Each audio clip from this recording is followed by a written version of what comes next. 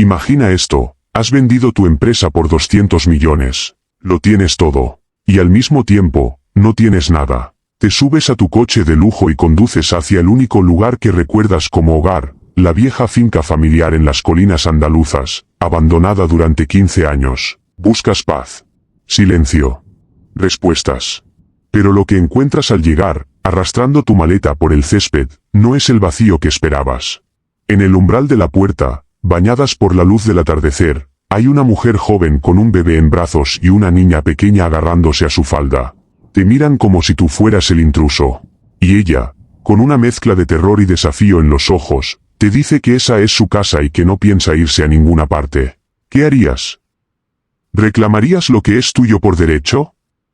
¿O descubrirías que a veces, la vida te lleva exactamente a donde no quieres ir, para darte precisamente lo que necesitas? Esta es la historia de Marco Antonio, de Elena, y de cómo una casa vacía se llenó de la única cosa que el dinero no puede comprar.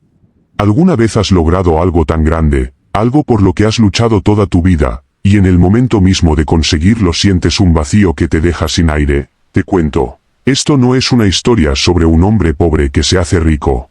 Es la historia de un hombre rico que se dio cuenta de que era pobre.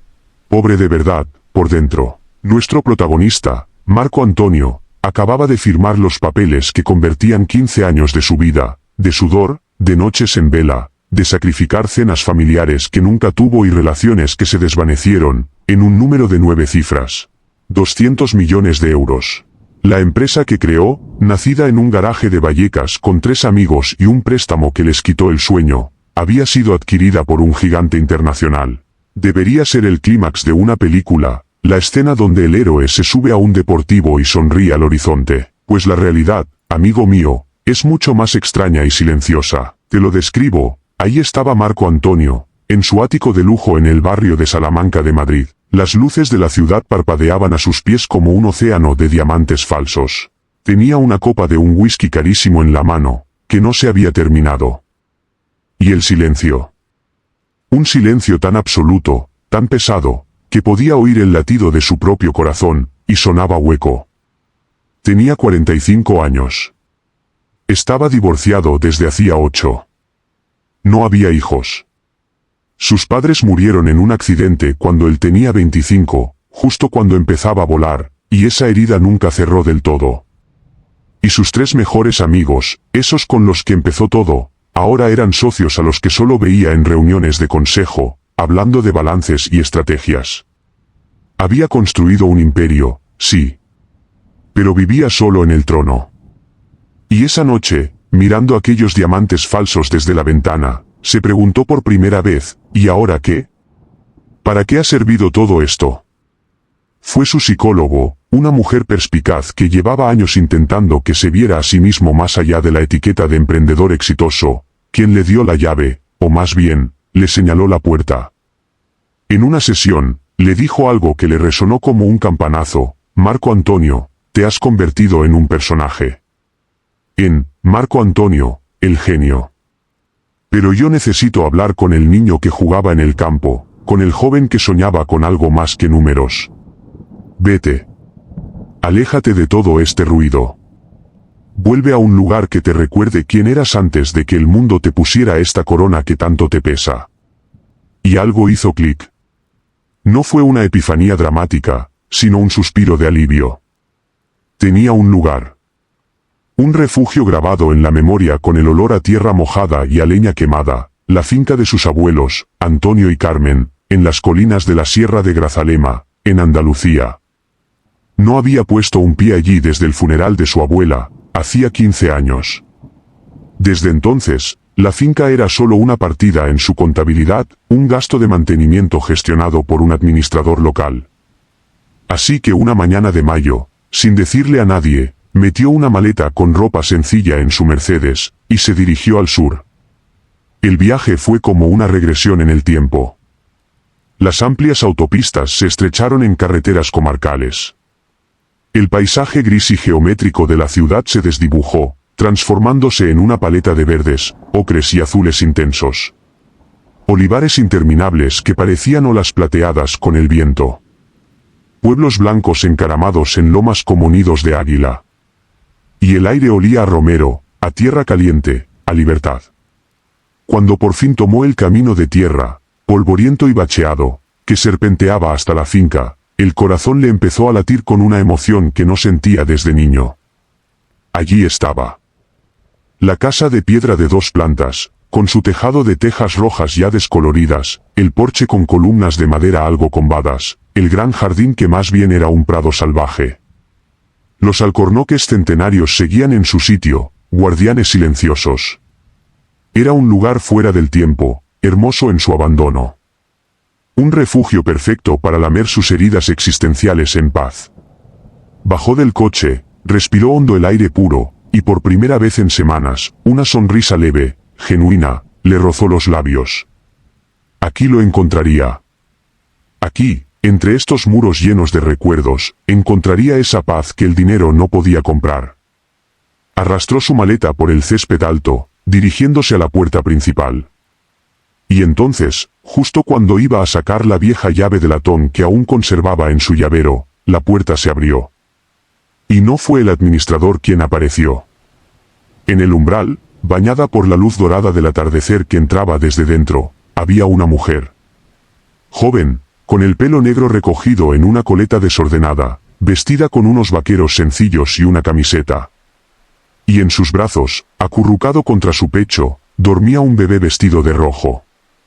A su lado, asomándose tímidamente desde detrás de su falda, una niña de unos 5 años, con unos ojos marrones enormes como platos, lo miraba con una mezcla de curiosidad y un miedo palpable.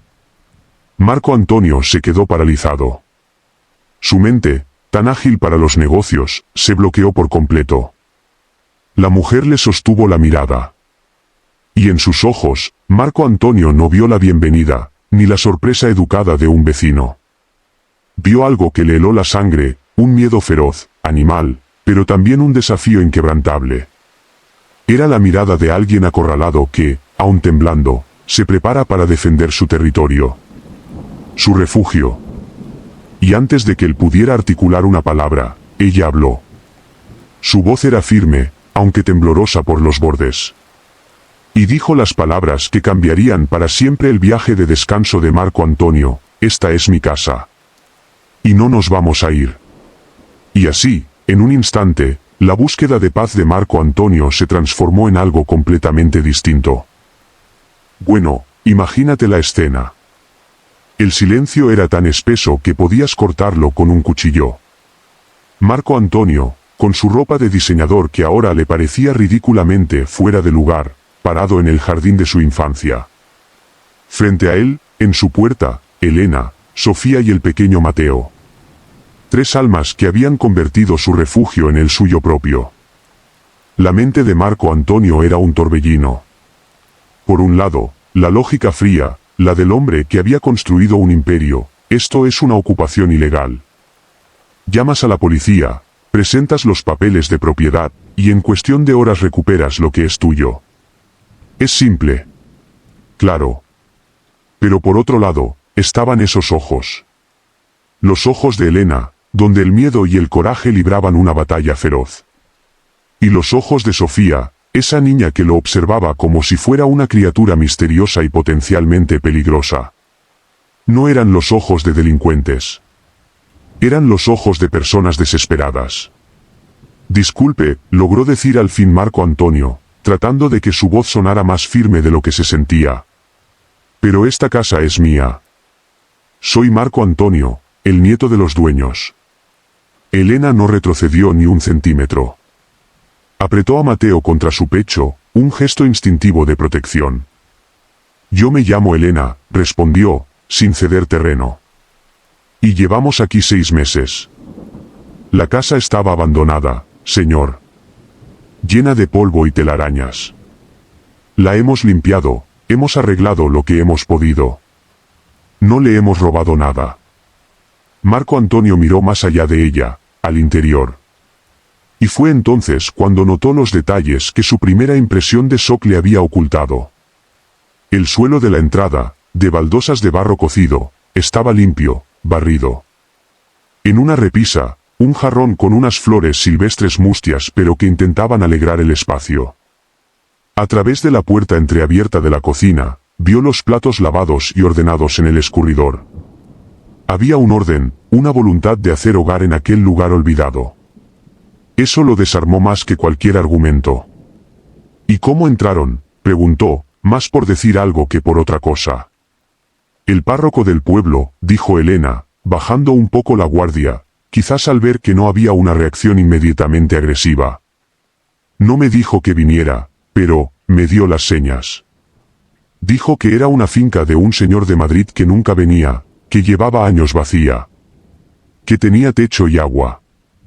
Hizo una pausa, tragando saliva. No tenemos a dónde ir. Por favor. Esa última palabra, por favor, cargada con el peso de su historia, de su huida, de sus 2 hijos, se le clavó a Marco Antonio en el pecho. Era más que una súplica, era el último recurso de alguien que ya no tiene nada. Y en ese momento, algo dentro de él, algo que había estado dormido durante mucho tiempo bajo capas de reuniones y contratos, se estremeció. Asintió, lentamente, no como un gesto de acuerdo, sino de rendición momentánea ante lo absurdo de la situación.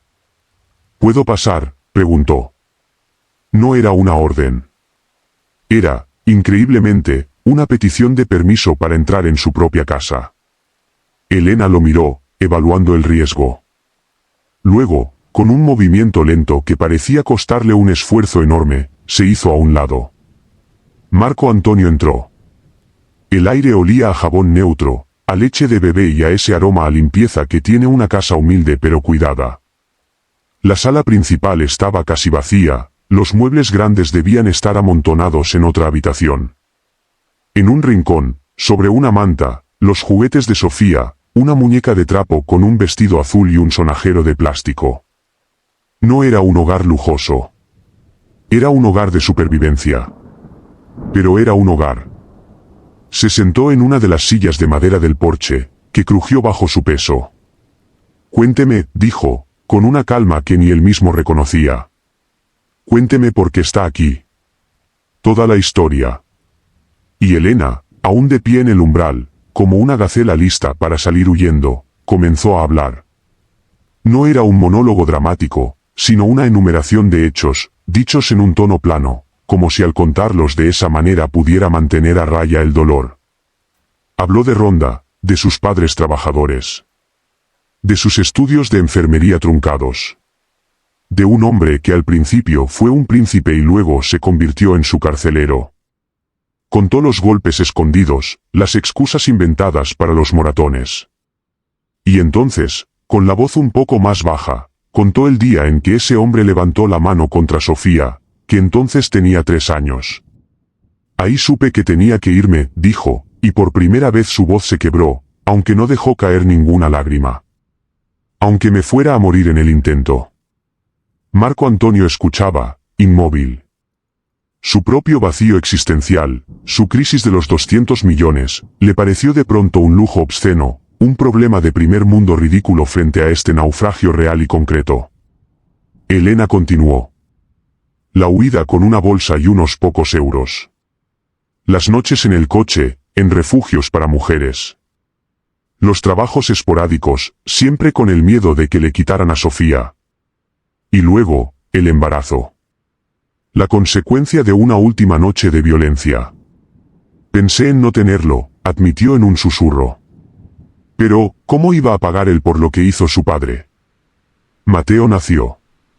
Y la desesperación, lejos de aliviarse, se duplicó. Fue entonces cuando el párroco, con una compasión práctica, le indicó indirectamente el camino hacia esta finca abandonada. Cayó. Su historia, cruda y sin adornos, quedó flotando en el aire del atardecer. Marco Antonio la miró. Miró a Sofía, que ahora se había sentado en el suelo cerca de su madre, acariciando el pelo de su muñeca. Miró a Mateo, que comenzaba a agitarse, hambriento.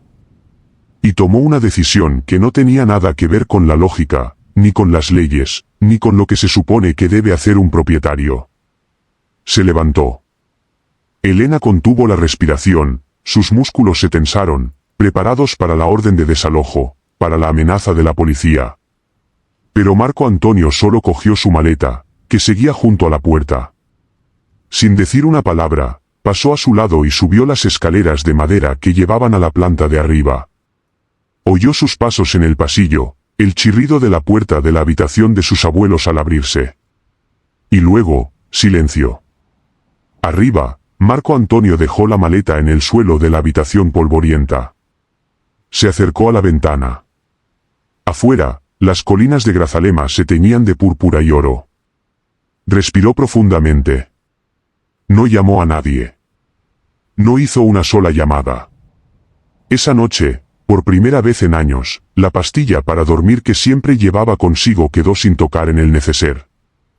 El cansancio de la carretera, el shock del encuentro y el peso de la historia que acababa de escuchar lo vencieron, y se durmió con la ropa puesta, escuchando, desde la planta de abajo, el suave llanto de un bebé y la voz cansada de una madre cantando una nana.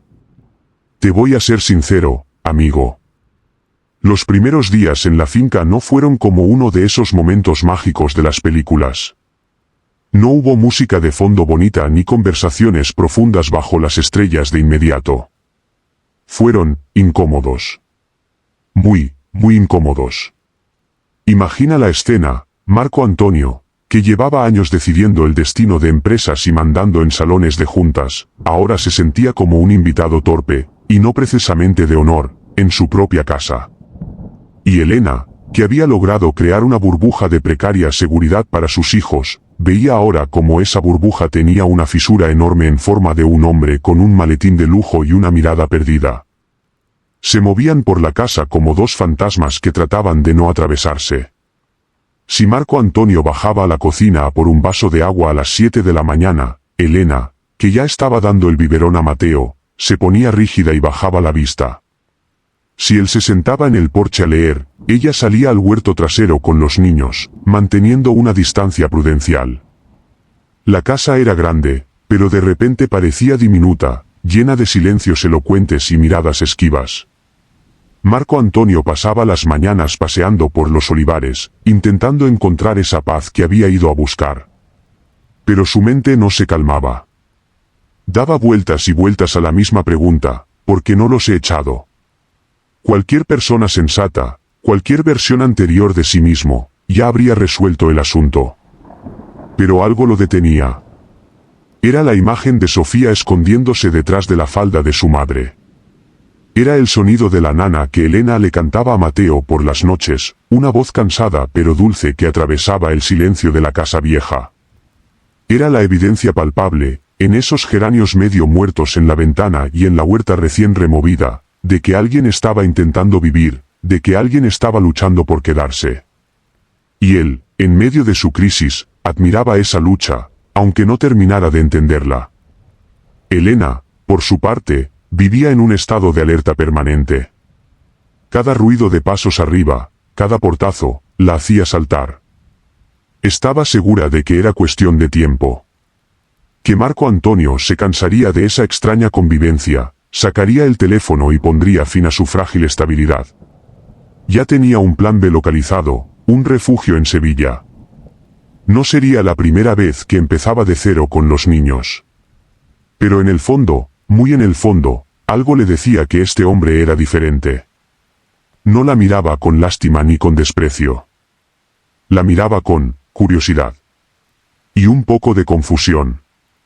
Como si ella fuera un problema complejo que no sabía cómo resolver.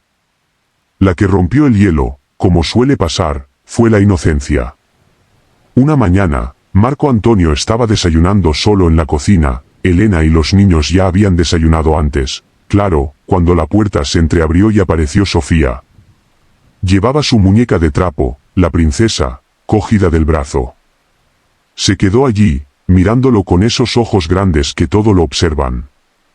«Hola», dijo la niña, con una vocecita clara. Marco Antonio, sorprendido, dejó la tostada. «Hola.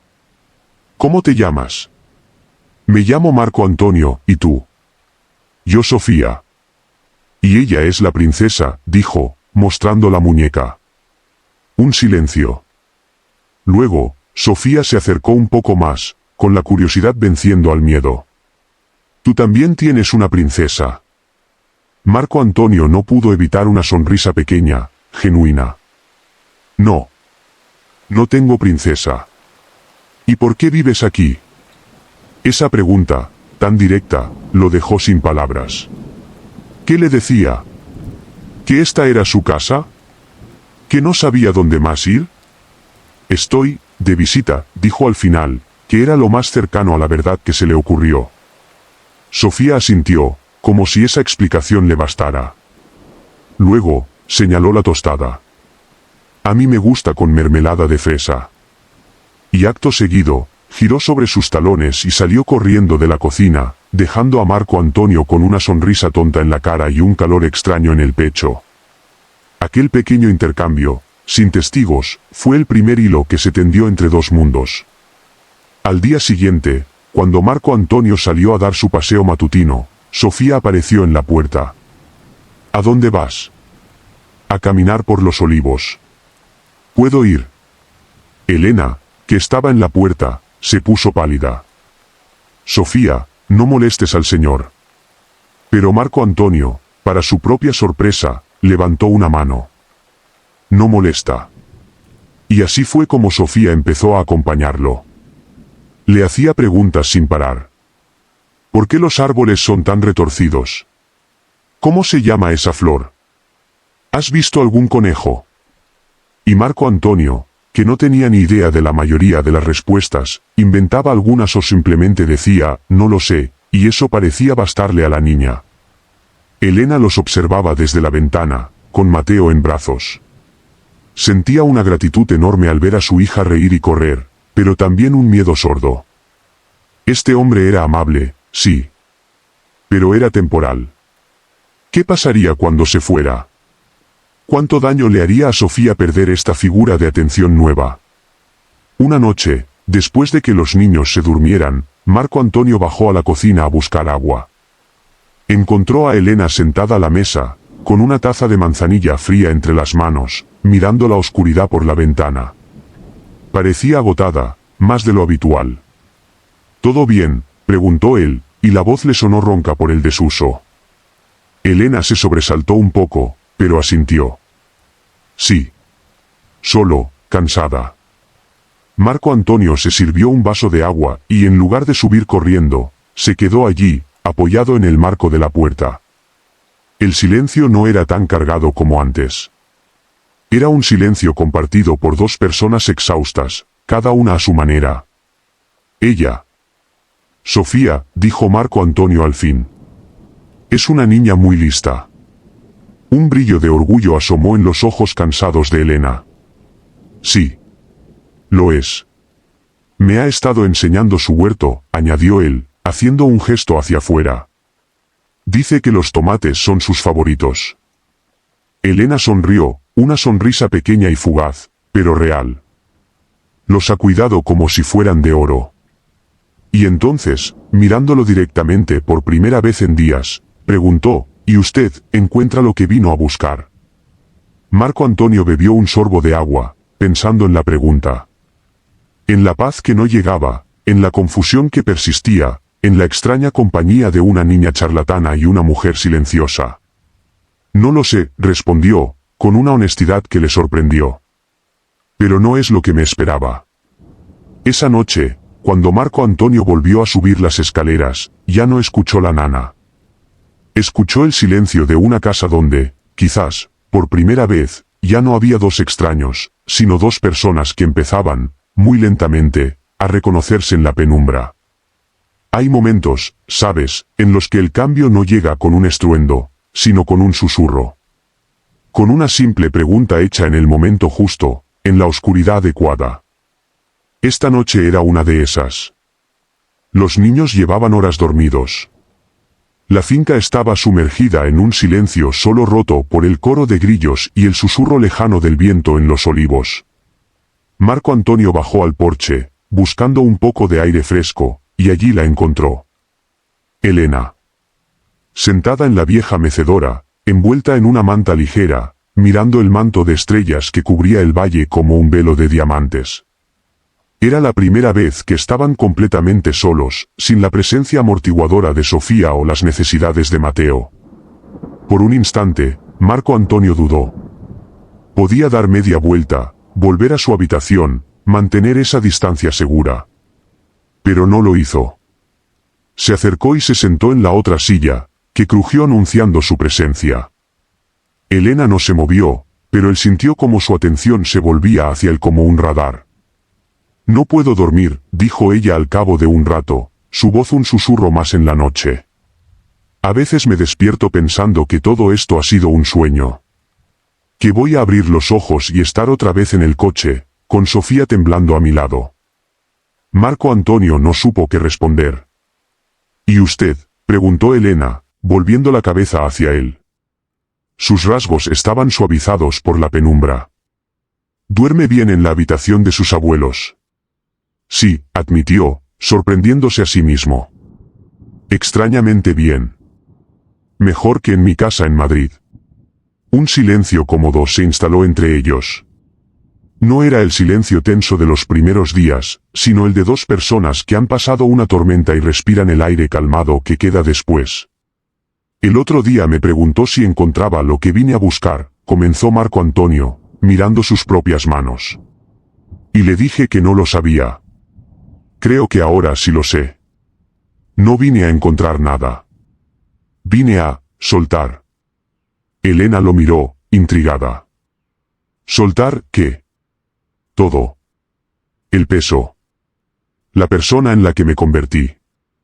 Respiró hondo. Usted me contó su historia. Y fue muy dura. Pero fue verdadera. Cruda, pero verdadera. Yo llevo años sin decir una verdad que duela. Se calló, pero Elena no dijo nada, solo esperó. Sabía, por instinto, que lo que venía ahora era importante. Mi matrimonio, dijo Marco Antonio, y las palabras le costaron un esfuerzo visible. No terminó por infidelidades, ni por grandes dramas. Terminó por mi ausencia. Porque yo estaba físicamente, pero nunca estaba. Mi esposa, Lucía, es una mujer maravillosa. Paciente. Inteligente. Me esperaba. Durante años me esperó. Pero un día me dijo, con una calma que me aterró, que ya no podía más. Que vivir con un fantasma, con un hombre cuyo único lenguaje eran los números y las reuniones, la estaba matando. Que me amaba, pero que ya no me reconocía. Y se fue. La confesión quedó flotando en el aire nocturno. Era la primera vez que Marco Antonio verbalizaba esa culpa con tanta claridad, y le sorprendió lo liberador que resultaba. Yo la destruí, añadió, con una voz más áspera. No con golpes, pero sí con desatención. Con indiferencia. Con la obsesión por construir algo que, al final, me dejó completamente solo. Así que cuando usted me dijo que su marido le pegaba, entendí que el maltrato tiene muchas caras. La suya deja moratones en la piel. La mía, deja moratones en el alma. Elena lo observaba, y en sus ojos ya no había miedo, ni siquiera lástima. Había reconocimiento. La comprensión de que el dolor, aunque vestido con diferentes trajes, es un lenguaje universal. Yo pensé, dijo ella lentamente, que los hombres como usted, los que tienen tanto, no tenían estos problemas. Que sus vidas eran perfectas. Marco Antonio soltó una risa breve, sin humor. El dinero lo que hace es ponerle una capa de pintura dorada a los problemas. Pero debajo, la madera podrida sigue ahí. A veces, incluso se pudre más rápido. Se hizo otro silencio, pero esta vez fue Elena quien lo rompió, llevada por una curiosidad genuina. ¿Y por qué no nos echó? Aquel primer día, o al siguiente. Tenía todo el derecho. Marco Antonio miró hacia las estrellas, buscando la respuesta en el cielo. Al principio fue Sofía, confesó. Esos ojos. Me recordaron a, no sé. A algo que había perdido hace mucho tiempo. La inocencia, quizás. Y luego, cuando usted contó su historia, no pude. Habría sido como echar a alguien de un refugio durante un huracán. Legal, sí. Pero humano, no lo sé. Humano, repitió Elena, saboreando la palabra. Hace tiempo que no me sentía tratada como un ser humano. Solo como un problema, o una carga, o una víctima. Usted no es ninguna de esas cosas, dijo Marco Antonio, y se volvió para mirarla a los ojos.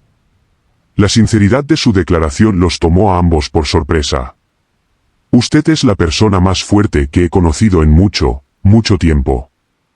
Elena desvió la mirada, repentinamente cohibida, pero una sonrisa tímida asomó a sus labios. A veces no me siento fuerte. Solo cansada. Eso es parte de ser fuerte, dijo él. Aguantar el cansancio. Esa noche, bajo las estrellas de Andalucía, algo fundamental cambió. No fue un beso, ni una declaración. Fue algo más profundo, el desmantelamiento de dos armaduras. Ella dejó de verlo solo como el dueño amenazante. Él dejó de verla solo como la intrusa con una historia triste. Se vieron, por primera vez, como lo que eran, dos personas heridas, navegando a la deriva, que por un capricho del destino habían varado en el mismo puerto. Cuando finalmente se retiraron a dormir, el aire entre ellos ya no era incómodo. Era eléctrico, lleno de posibilidades no dichas y de un respeto recién nacido. Marco Antonio subió las escaleras sintiendo algo que no sentía desde hacía años, el deseo genuino de despertarse al día siguiente. Y Elena, al acostarse junto a sus hijos, no pensó en refugios en Sevilla. Pensó en la calidez inesperada de una confesión compartida, y por primera vez en mucho, mucho tiempo, no tuvo miedo de la mañana. ¿Sabes cuál es el sonido más extraño que escuchó Marco Antonio en la finca después de aquella noche bajo las estrellas? No fueron los grillos, ni el viento. Fue su propia risa. Una risa sincera, que le salió desde el estómago, cuando Sofía, jugando al escondite, se escondió detrás de una cortina tan fina que se le veían los pies por debajo. Fue un sonido tan inesperado, tan ajeno a él mismo, que por un segundo se quedó en silencio, sorprendido. Y luego, rió de nuevo. Esa, amigos, fue la verdadera revolución. No la firma de los 200 millones, sino esta risa nueva, nacida en un jardín andaluz. Las semanas que siguieron a aquella conversación nocturna transformaron la finca. Lentamente, sin prisa, como la savia que sube por los olivos en primavera. Ya no era una casa dividida en territorios. Empezó a ser un hogar compartido. Y Marco Antonio, el genio de la tecnología, el estratega, descubrió que tenía todo un manual de instrucciones por aprender. Un manual que no estaba en ningún libro, sino en la vida misma. La primera lección llegó con Mateo. Una tarde, Elena tenía que ir al pueblo a comprar algunas cosas imprescindibles. La vecina, la señora Asunción, que se había convertido en una aliada silenciosa observando la peculiar situación, estaba enferma. Elena estaba deshecha, dividida entre la necesidad y el pánico de dejar a su bebé. Yo me quedo con él, dijo Marco Antonio, y las palabras salieron antes de que su cerebro pudiera procesar el terror que implicaban. Elena lo miró como si le hubiera ofrecido pilotar un transbordador espacial. ¿Usted? Pero sí. Sé dar un biberón, dijo él, intentando sonar más seguro de lo que estaba. He visto cómo lo hace. Calienta el agua, echa la leche, prueba en la muerta, en el dorso de la mano. Lo puedo hacer. Elena dudó, mirando a Sofía, que saltaba a su lado diciendo, yo ayudo, mamá, yo ayudo. Finalmente, con el corazón en un puño, Elena se fue. Esa hora y media fue, posiblemente, la más larga y aterradora de la vida de Marco Antonio. Mateo, que pareció sentir la ausencia de su madre de inmediato, empezó a llorar. Un llanto desconsolado, de esos que parecen no tener fin. Marco Antonio lo cogió en brazos, torpemente, siguiendo el recuerdo de cómo lo hacía Elena. Lo meció. Le cantó una canción sin sentido. Nada funcionaba. Sofía, seria como una doctora, dijo, a veces le gusta que pasees con él mirando por la ventana. Y así lo hizo. Paseó de un lado a otro de la sala, con Mateo en brazos, mostrándole la luz que se filtraba por las contraventanas. Y poco a poco, el llanto se convirtió en gemidos, los gemidos en suspiros, y finalmente, el bebé se durmió, agotado, contra su hombro.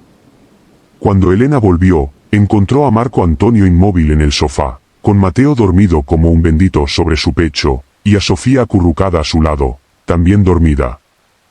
La imagen fue tan poderosa que a Elena se le llenaron los ojos de lágrimas. No dijo nada. Solo sonrió.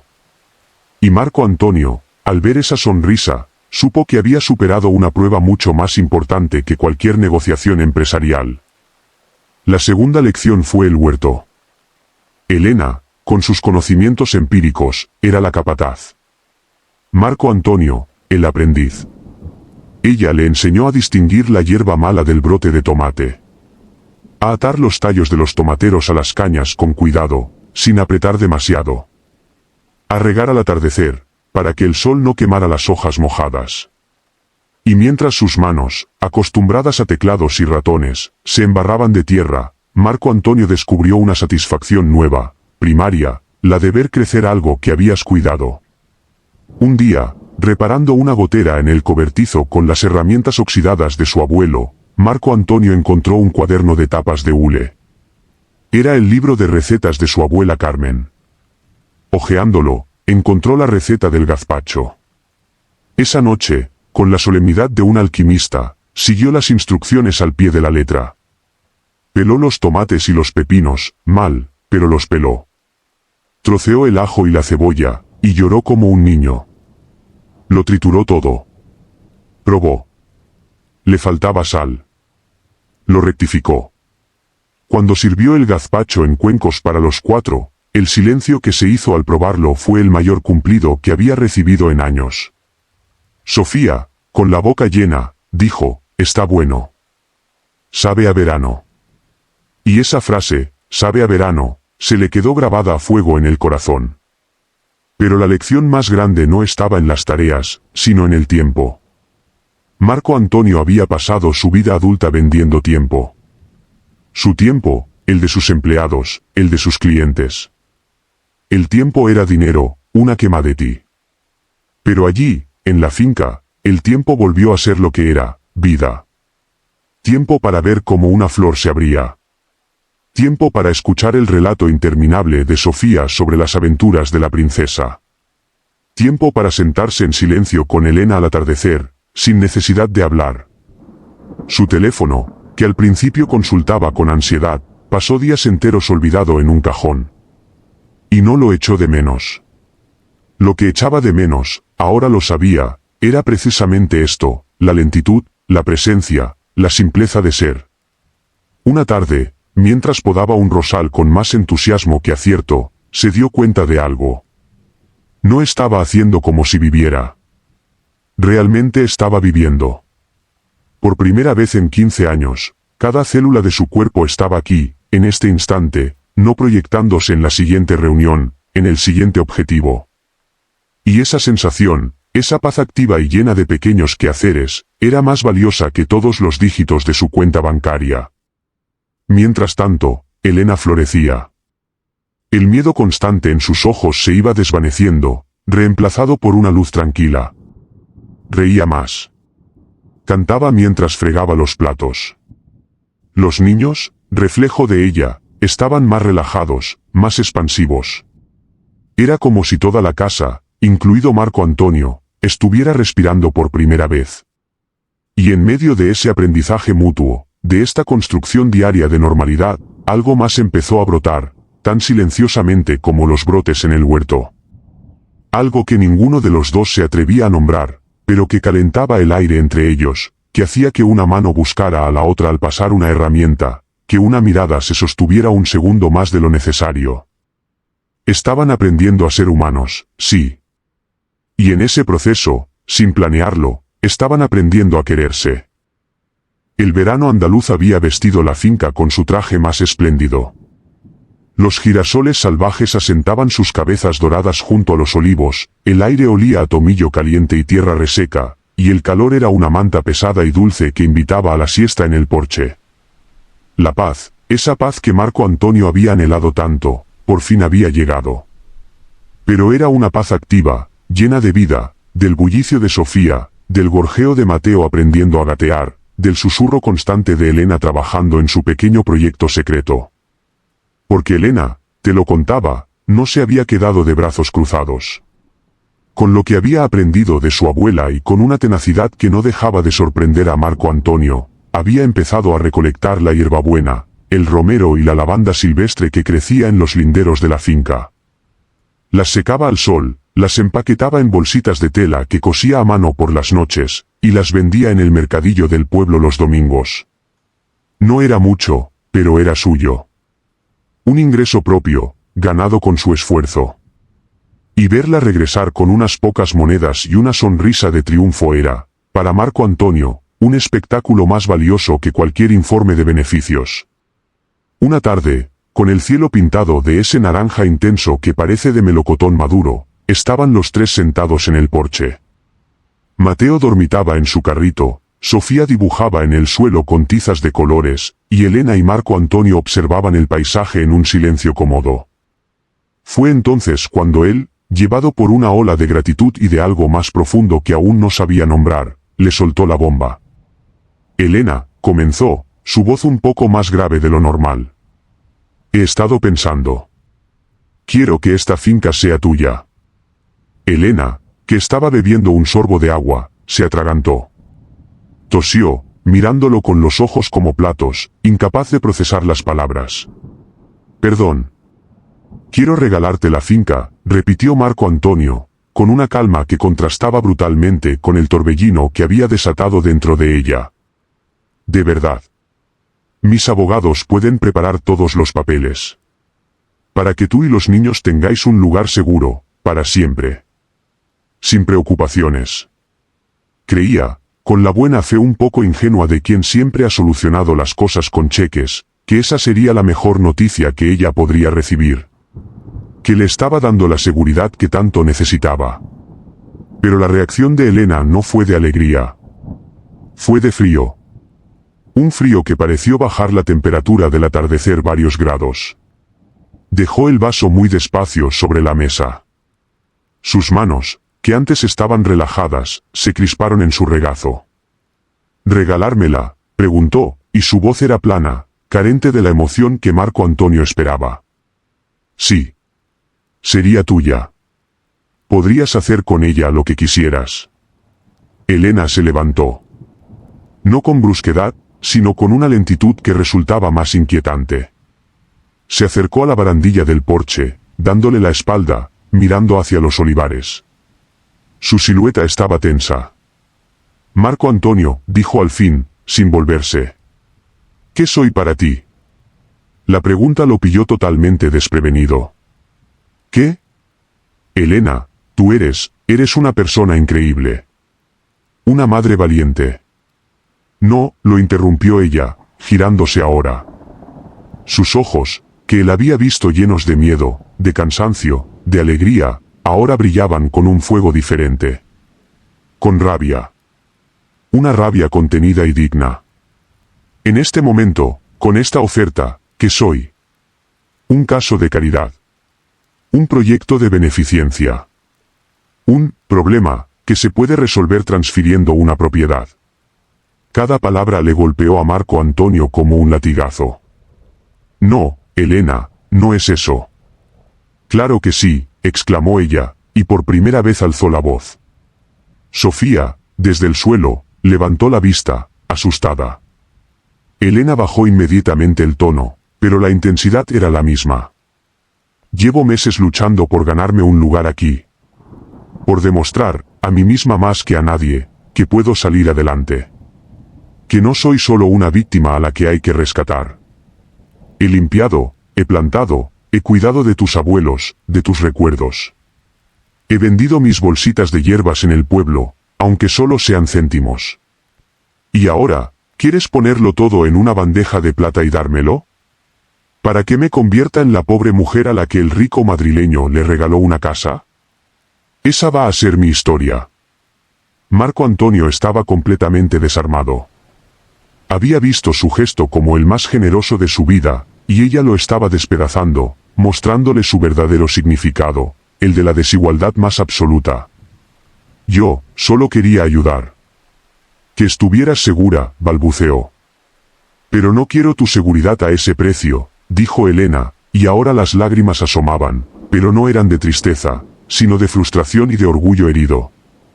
Quiero mi dignidad, Marco Antonio. Más que un techo, más que un papel de propiedad.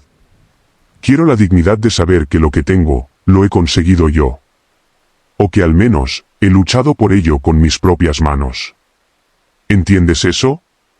¿O el dinero te ha borrado la memoria de lo que se siente? Esa última pregunta le dio en el centro del pecho. Porque sí, lo entendía. Lo había sentido en el garaje de Vallecas, en las primeras ventas, en la lucha por construir algo desde cero. La dignidad del esfuerzo. Y se dio cuenta, con una vergüenza ardiente, de que al ofrecerle la finca, le estaba robando precisamente eso. Le estaba diciendo, sin palabras, que su lucha, su trabajo en el huerto, sus bolsitas de hierbas, no valían nada. Que la solución real era su caridad. Se quedó mirándola, a esta mujer de vaqueros desgastados y ojos de fuego, plantada frente al ocaso como una guerrera, defendiendo lo único que le quedaba, el derecho a ser dueña de su propio destino. Y en ese momento, la comprendió de una manera que no lo había hecho antes. No la amaba por ser una víctima que necesitaba ser salvada. La amaba por ser esto, una luchadora, una mujer entera, ferozmente orgullosa. Tienes razón, dijo finalmente, y su voz sonó rendida, pero también llena de un nuevo respeto. Toda la razón del mundo. Lo siento. Fue un error. Elena, que esperaba una discusión, una justificación, se quedó sin palabras ante la rendición. La tensión se escapó de sus hombros. Las lágrimas que contenía rodaron por fin, pero eran diferentes. No quiero tu lástima, susurró.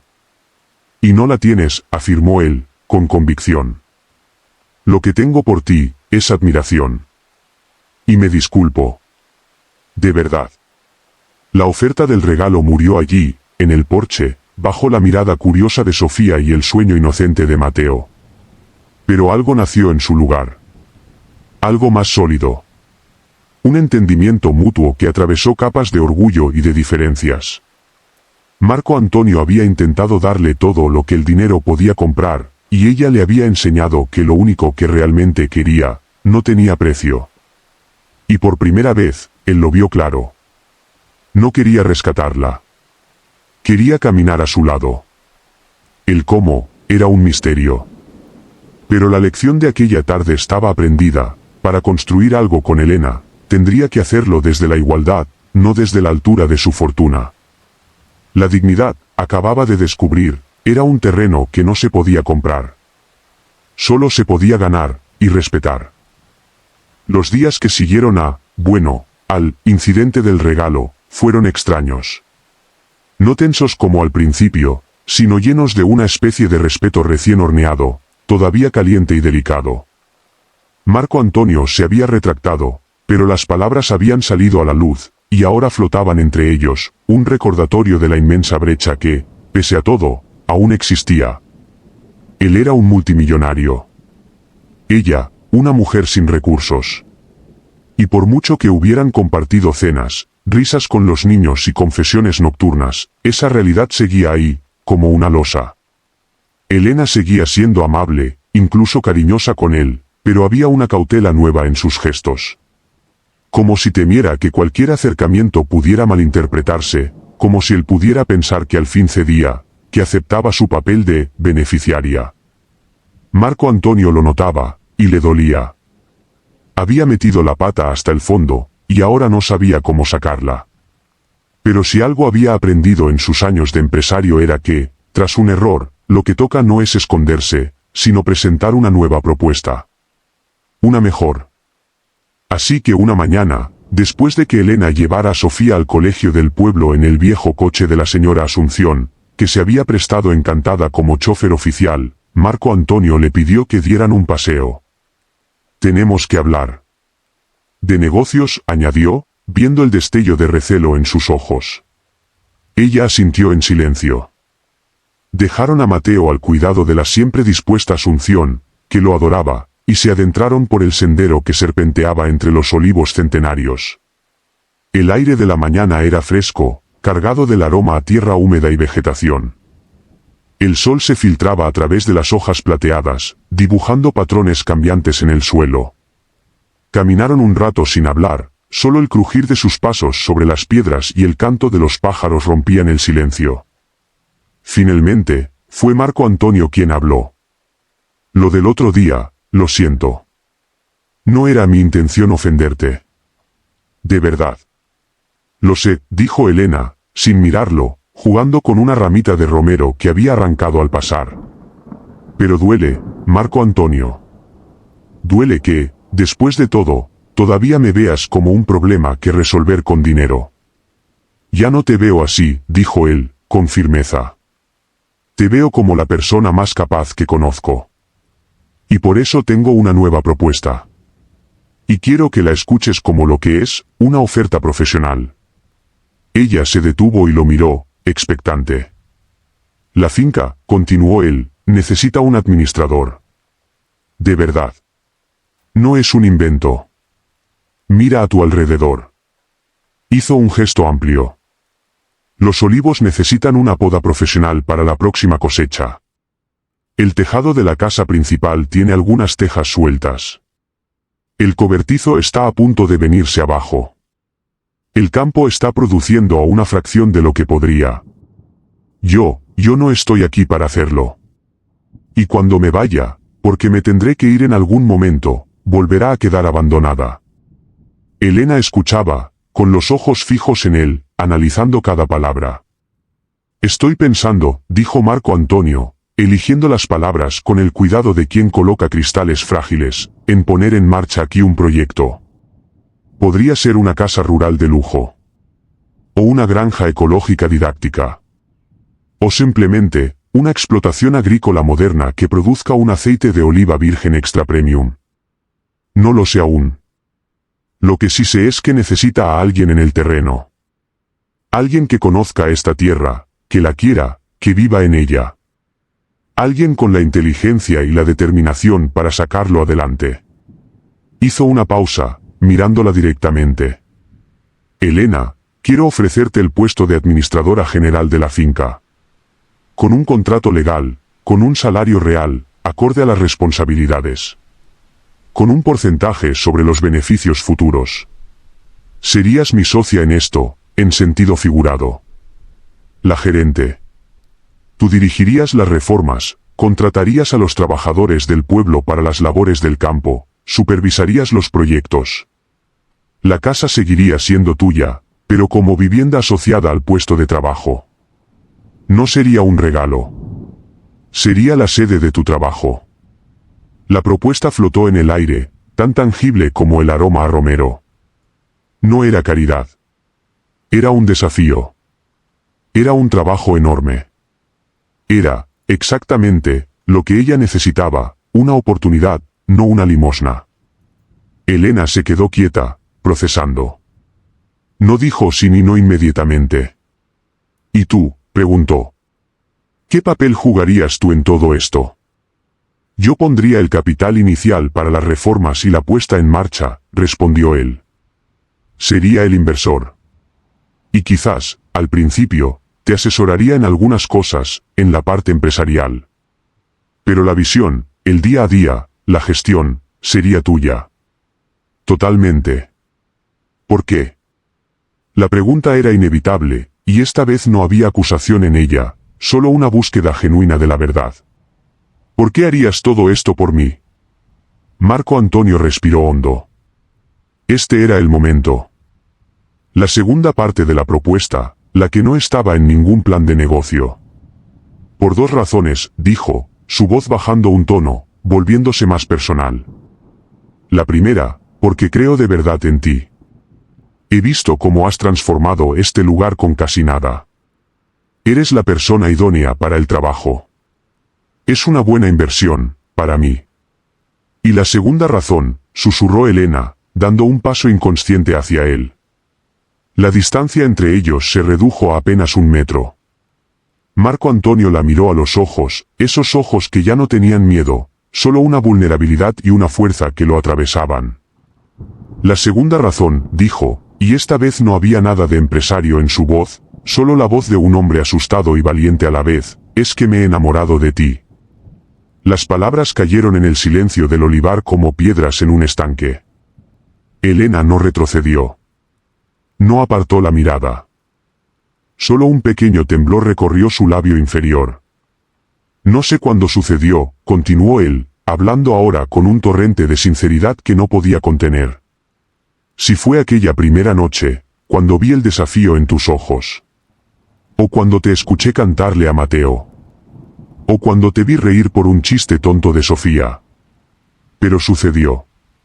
Y no espero nada a cambio. Lo sé. Sé que tienes todas las razones del mundo para no confiar en un hombre. Sé que no lo merezco. Pero tenía que decírtelo. Porque ocultarlo, después de todo lo que hemos compartido, sería una mentira más. Y no quiero mentirte nunca más. Calló, sin aliento, esperando el veredicto. El mundo pareció contener la respiración con él. Elena lo miró, y en sus ojos había una guerra de emociones, miedo, esperanza, incredulidad, deseo. Luego, lentamente, muy lentamente, extendió la mano. No para abofetearlo, ni para apartarlo. Para tomarla de él. Fue el primer contacto voluntario, buscado, íntimo. Sus dedos, callosos y cálidos, se entrelazaron con los suyos. Yo también tengo miedo, confesó ella, su voz apenas un susurro. Miedo de volver a sufrir. Miedo de que esto sea una ilusión. Miedo de que, si sale mal, mis hijos vuelvan a pagar el precio. Lo sé, dijo él, apretando su mano. Y no hay prisa. No pido nada. Pase lo que pase entre tú y yo, lo del trabajo, la oportunidad, sigue en pie. Es independiente. Tú y los niños tenéis un hogar aquí, sea cual sea mi lugar en él. Elena sonrió, una sonrisa trémula pero llena de luz. Esa es la diferencia, dijo. Con él, todo era una trampa. Una deuda que tenía que pagar con mi sumisión.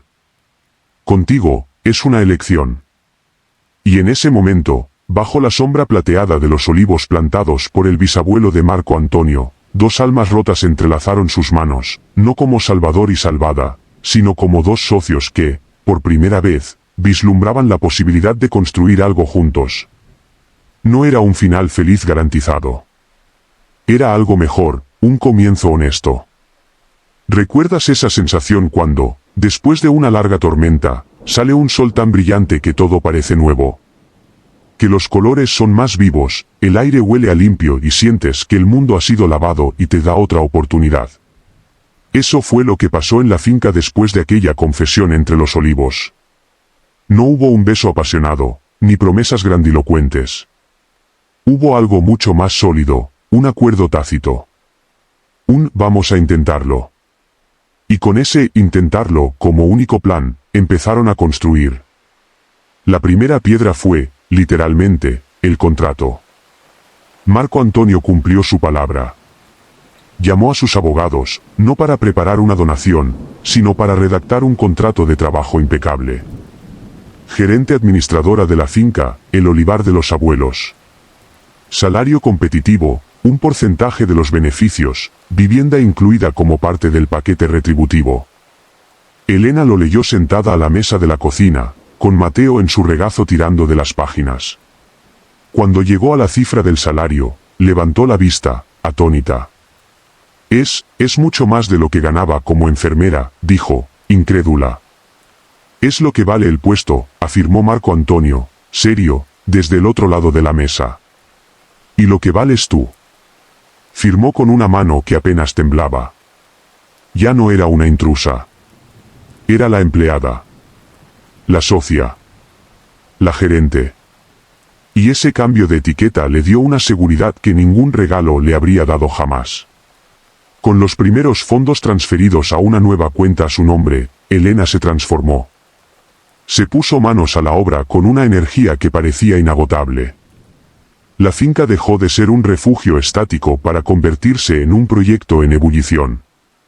Contrató a Pepe, el mejor podador de la comarca, un hombre mayor que conocía cada olivo como si fuera su hijo. Contrató a Antonia, una joven del pueblo con ganas de aprender, para que la ayudara con el huerto expandido y con el cuidado de los niños cuando ella estuviera ocupada. Y una mañana, llegó un camión con materiales. ¿Y esto?, preguntó Elena, viendo bajar sacos de cemento, vigas de madera y ladrillos. Los cimientos del futuro, dijo Marco Antonio con una sonrisa. El cobertizo se viene abajo. Vamos a convertirlo en algo útil. Y así, entre todos, empezaron la reconstrucción del viejo cobertizo. Marco Antonio, con unos vaqueros viejos y una camiseta manchada de pintura, aprendió a mezclar cemento. Elena dirigía las obras con un plano que habían dibujado juntos. Sofía era la encargada de llevar los clavos, una misión de vital importancia, según ella. Incluso Mateo, desde su corralito a la sombra, observaba el ajetreo dando palmas. El sonido de martillos, sierras y risas llenó la finca. No era solo arreglar un edificio. Era simbólico, estaban reparando algo roto, juntos. Por las noches, caían rendidos pero satisfechos. Cenaban todos juntos en la mesa grande de la cocina, ya sin separaciones tácitas. Sofía contaba sus aventuras en el colegio. Mateo intentaba decir palabras nuevas. Papá, balbuceó una noche, mirando fijamente a Marco Antonio mientras éste le daba de comer un trocito de pan. El silencio que se hizo fue absoluto. Luego, Elena sonrió con lágrimas en los ojos, y Marco Antonio, con un nudo en la garganta, le acarició la cabecita. No lo corrigió. La relación entre ellos era un río de aguas tranquilas pero profundas. Caminaban de la mano por los senderos al atardecer. Se sentaban juntos en el porche después de cenar, a veces hablando de planes para la finca. Elena quería instalar colmenas, Marco Antonio pensaba en paneles solares, a veces en silencio, simplemente disfrutando de la presencia del otro. El miedo de Elena no había desaparecido, pero se había transformado. Ya no era miedo a él, sino miedo a la felicidad misma, a esa cosa tan frágil que temía que se le escapara entre los dedos. Una tarde, mientras etiquetaban juntos los primeros tarros de mermelada de higo que Elena había hecho, ella le preguntó, sin levantar la vista, ¿y si te cansas de todo esto? De esta vida lenta, del pueblo, de nosotros. Marco Antonio dejó la etiqueta que estaba pegando. Antes, mi vida era una carrera de velocidad en una pista recta. Solo importaba la meta. Ahora es como pasear por estos senderos. No sé exactamente a dónde llegan, pero disfruto de cada curva, de cada árbol, del aire. No me cansaría de esto, Elena. Porque esto no es esto. Esto es vivir. Y la besó. Fue el primer beso.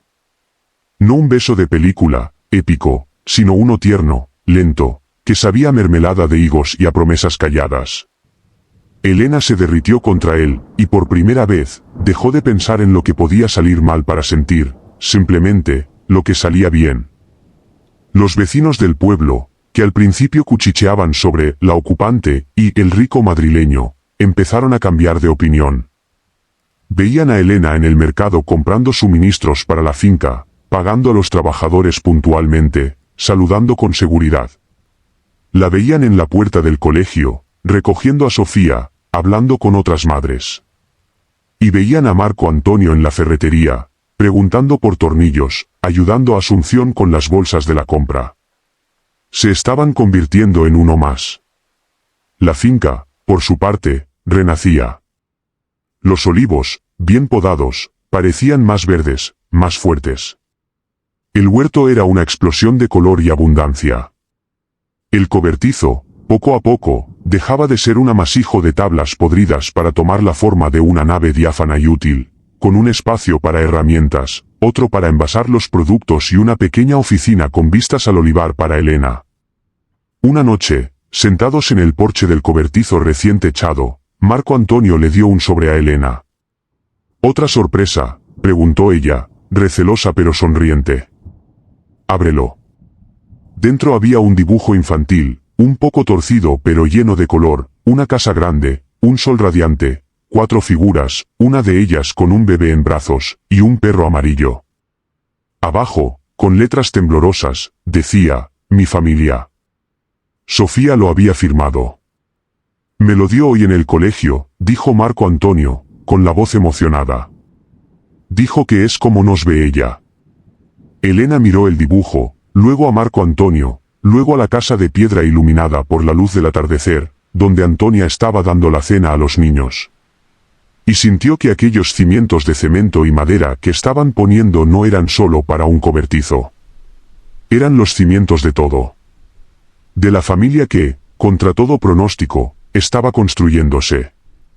Ya no eran un hombre, una mujer y 2 niños compartiendo una casa. Eran un equipo. Eran una unidad. Y por primera vez desde que huyó de Ronda, Elena no solo se sentía a salvo.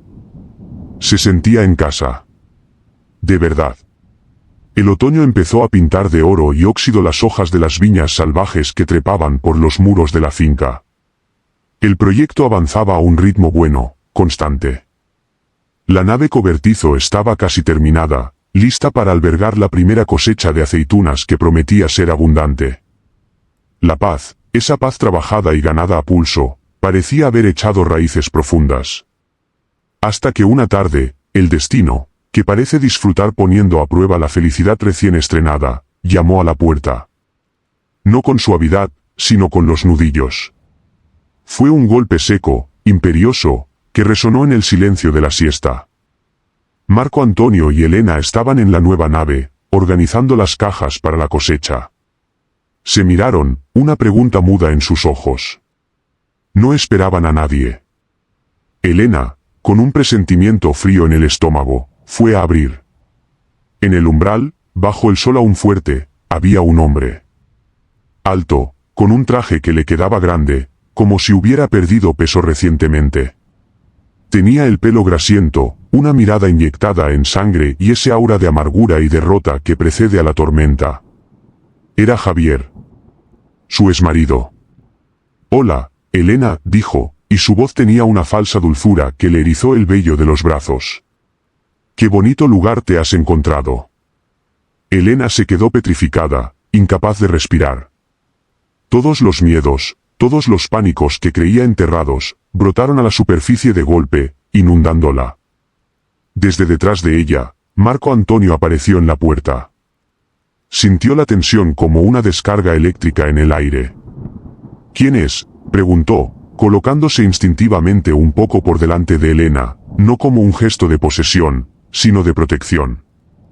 Javier lo escrutó con desprecio, desde los vaqueros manchados de tierra hasta la cara. Ah, ya veo. Has encontrado un reemplazo. Uno con dinero, por lo visto, espetó, olisqueando el aire como si pudiera oler la prosperidad de la finca. ¿Qué quieres, Javier?, logró decir Elena, encontrando su voz, que sonaba débil y temblorosa. Lo que es mío, dijo él, y ahora la falsa dulzura desapareció, dejando al descubierto el rencor. A mis hijos. He sabido dónde estabas. He venido a llevármelos. Ni se te ocurra, gritó Elena, y el terror le dio una fuerza repentina. No te acerques a ellos. Tienes una orden de alejamiento.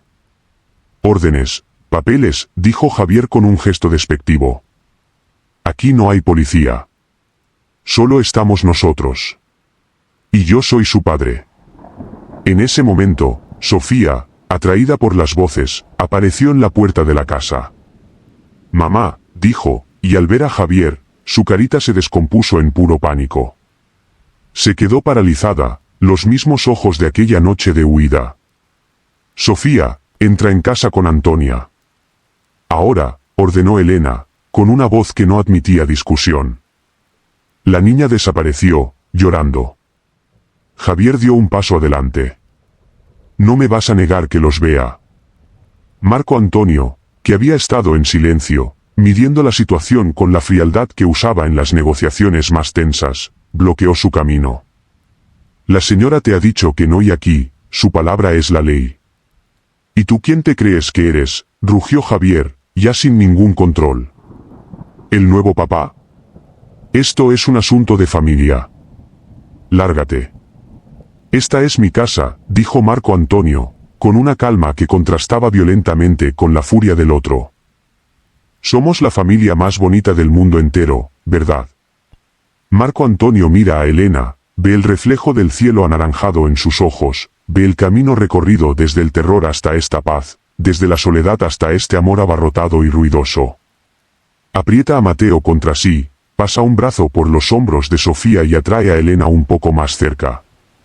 Sí, cariño, dice, y su voz está cargada de una emoción que ya no le da vergüenza mostrar. La más bonita. Porque había aprendido la lección más valiosa, la verdadera riqueza no se mide en lo que se tiene en el banco, sino en lo que se tiene en el corazón. En el amor que se recibe, sí, pero sobre todo, en el amor que se es capaz de dar.